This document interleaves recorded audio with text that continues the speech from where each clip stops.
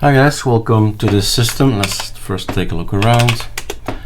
So ISO doesn't give us anything. What does that mean, right? What does that mean? This is the Arco install, and we do have all our aliases are present, so we are good to go. And there's just chat.wm there, and that's it. The topic of the video is Ariser.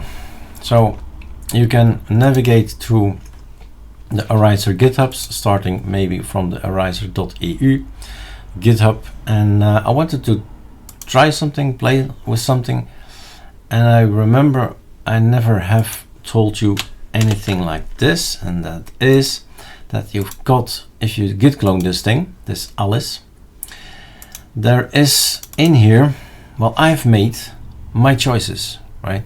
I've made my choices. That means that the configuration, the easiest way to do this is LL. The white things are the configurations, and the rest is all scripting, right? You don't need to be in the scripting unless you know what you're doing. But you can change the Alice config. That's the point. Change the Alice configuration and put it somewhere on the GitHub and try again. Build and build and build again. So what we see here is a configuration that we can change. These guys are all examples which I've never used in the past, that basically and are not up to date as well, right? Since I've never used them. But this thing might be interesting for you. Basically, if, well, yeah, I should write. What was my brain telling me? Eric showed them AI, right? Show them AI. It can help you.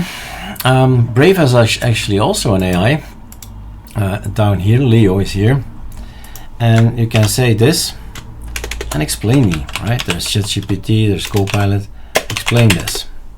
I understand. Let's see if this gets a result. Can I make this bigger? I can make this bigger. So you can study and say, okay, set -I option tells to edit files in place. Now we remember what the I stands for. Directly modify it. What is this thing? This is actually a command that set execute. It's a search and replace. Search and replace. And it is these dividers that are important. So you read, it's denoted by the S. Okay, check, followed by delimiter, the slash, sure, from there to there, that's the delimiter. And the search pattern comes in between these two guys. Find me something like this and change it into something like that. That's basically what it does, right? Now, of course, it must exist, it must be there. So in here is a lot of configurations. The easy thing is, you see it switch, LVM false, LVM true.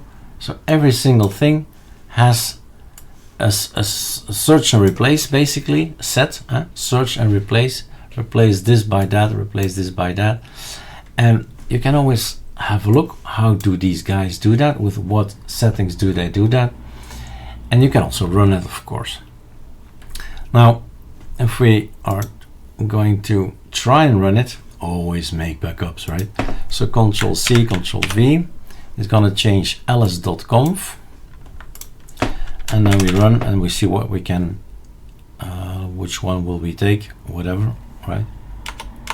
So we're gonna go to the config, it's a folder somewhere, configs, there it is. So first configs, and in there we need to choose MNX4 fan, what else, grub, keep it simple and easy, EFI, we forgot EFI, config EFI x4 grub XFC, right? That's the one I often use as a reference point. So when I run this, did something change? It's just a script, it's nothing more. You can do this manually, right? but there is the possibility that this is okay as well. So these two guys, compare, what did we now change? We told to the system that the device is going to be auto and all the rest is gone.